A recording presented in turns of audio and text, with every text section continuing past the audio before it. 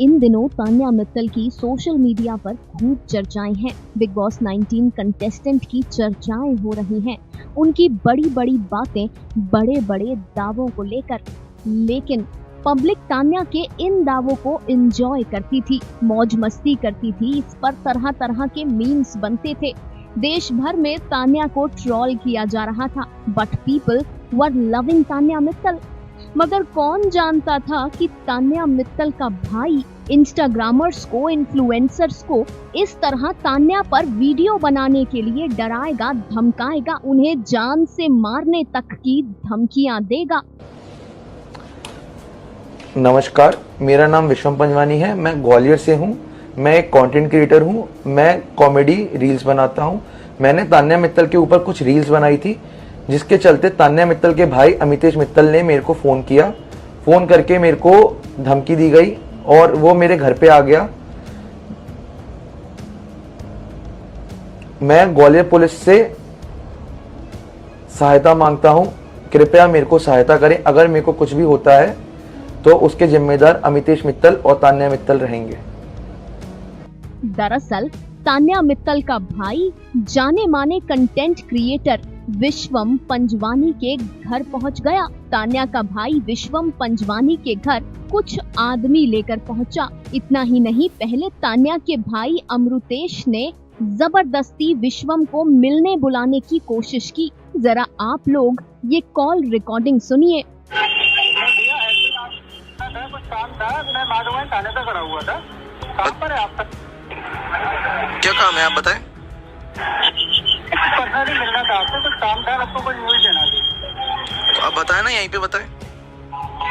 अरे आपसे मिलना है, मैं माधवन थाने पे खड़ा था। आप बताइए जब से मिल पाऊंगा मैं। अरे तो आप यहीं कॉल पे बता दीजिए ना। कैसी बात कर रहे हो? जब मैं आपसे मिलना चाह रहा हूँ, कोई चीज आपको बताना चाह रहा हूँ, तो आप मिलना नहीं चाहते। अरे भैया, तो मैं भी तो कह रहा हूँ, मैं ऐसे थोड़ी ना मिल लूंगा किसी से। मैं माधवगंज थाने पे खड़ा हूँ। थाना देखा ना आपने? माधवगंज थाना।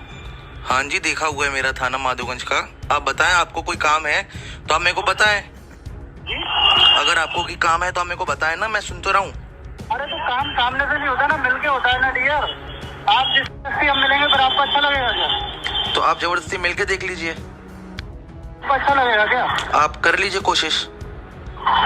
देखो मेरी बात सुनो, मेरी बात पंजवानी जी।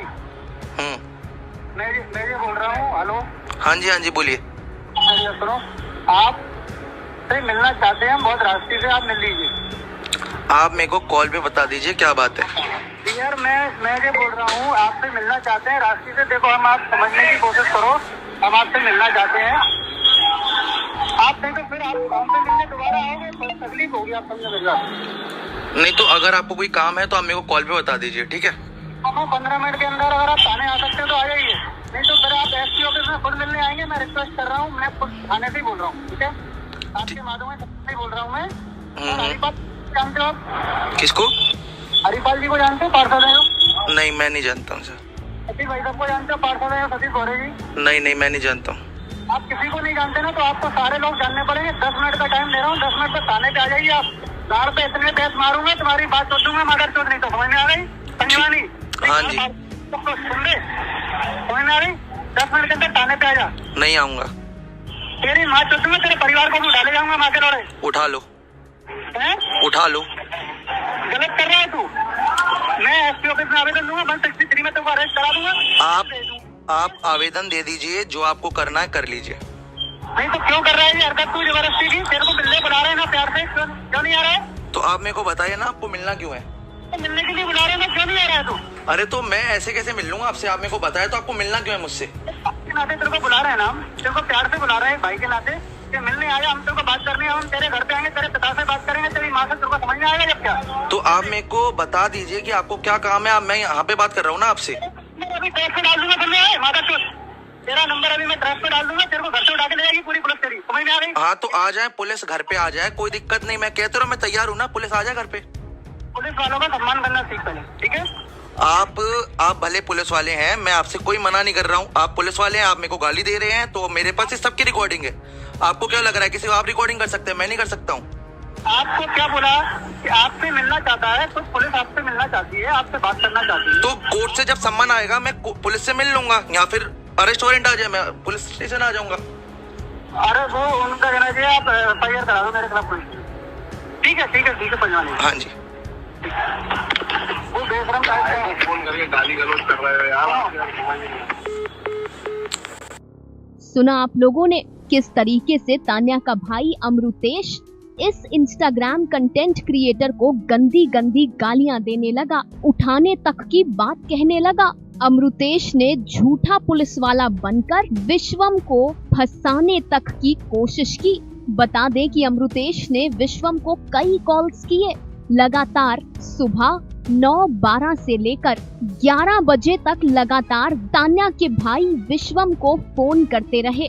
और सिर्फ इतना ही नहीं, अमृतेश ने न केवल पुलिस वाला बनकर विश्वम को फंसाने की कोशिश की, बल्कि इसके साथ साथ तान्या मित्तल के भाई ने अमृतेश को काम का झांसा देने की भी कोशिश की। उन्हें मैसेज किया कि फैक्ट्री टूर शूट करेगा। जब अमृतेश ने हाँ कहा तो विश्वम ने उन्हें मिलने की बात कही। ये तो कंटेंट क्रिएटर थोड़े समझदार निकले कि उन्होंने डायरेक्टली ना मिलने का फैसला किया, वरना तान्या के भाई विश्वम के साथ क्या करते ये तो कोई नहीं जानता। इन सब के बाद कंटेंट क्रिएटर के घर का पता लगाकर उनके घर के नीचे खड़े रहे तान्या मित्तल के भाई जरा इससे जुड़ी भी वीडियो रिकॉर्डिंग्स देखिए।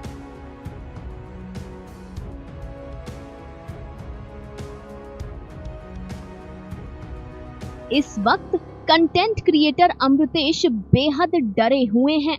कंटेंट क्रिएटर ने इस पूरे मामले में कानून की सहायता लेने की भी कोशिश की। अमृतेश ने मध्य प्रदेश ग्वालियर के पुलिस अधीक्षक को एप्लीकेशन के जरिए शिकायत भी भेजी। कौन जानता था कि तान्या मित्तल का परिवार इस तरह गुंडागर्दी पर उतर आएगा। तान्या मित्तल के भाई चाहते तो कंटेंट क्रिएटर से आराम से बात कर सकते थे, उनसे रिक्वेस्ट कर सकते थे वीडियोस डिलीट करने के लिए, मगर उन्होंने गैर कानूनी तरीका चुना। शायद वो जानते नहीं कि उन पर कई गंभीर धाराएं लग सकती हैं, जिनमें झूठा पुलिस वाला बनने पर IPC की धारा 170, जान से मारने की धमकी देने पर IPC की धारा 503 और 506, किसी के घर के बाहर आकर खड़े हो जाना, उसे स्टॉक करना, सेक्शन 354D, ये तमाम धाराएं शामिल हैं। उम्मीद करते हैं कि तान्या के भाई हमारी ये न्यूज रिपोर्ट देखें और ये बात समझें कि गुंडागर्दी किसी भी चीज का हल नहीं होता। Final cut news desk.